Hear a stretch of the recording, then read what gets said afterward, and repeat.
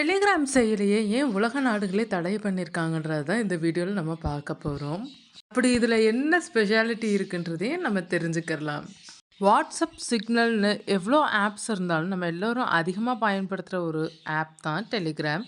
ஆனால் வேறு எந்த ஆப்லேயும் இல்லாத சில அதிரடி அம்சங்கள் தான் இப்போ இந்த ஆப்புக்கு சரியான ஒரு ஆப்பு வச்சுருக்கு. உலக நாடுகள் மத்தியில் பெரிய தலைவலியாக மாறி இருக்கு.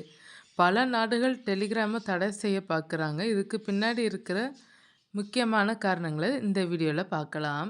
மற்ற ஆப்பில் பெரிய ஃபைல்ஸ் எல்லாம் அனுப்ப முடியாது. ஆனால் டெலிகிராமில் 2 ஜிபியில் இருந்து 4 ஜிபி வரையிலான ஃபைல்களை அனுப்பலாம். இதனால் மூவி, சாஃப்ட்வேர்கள் போன்ற பைரசி விஷயங்களை எளிதாக பரவுகின்றன.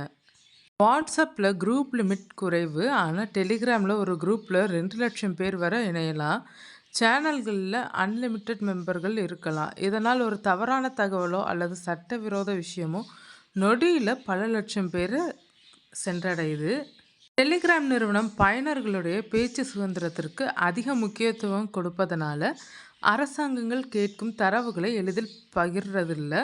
இது குற்றவாளிகளுக்கு சாதகமாக அமைவதாக பல நாடுகள் குற்றம் சாட்டுறாங்க.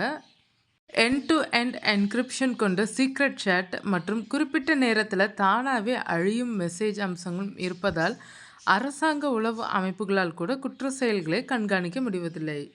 டெலிகிராம் பாட்கள் மூலம் எடிட்டிங் முதல் ஹேக்கிங் டூல்ஸ் வரை எதை வேண்டுமானாலும் ஆட்டோமேட் செய்ய முடிகிறது. இந்த தொழில்நுட்ப ரீதியாக பல நன்மைகளை தந்தாலும் தவறான வழிகளுக்கும் பயன்படுத்தப்படுகிறது.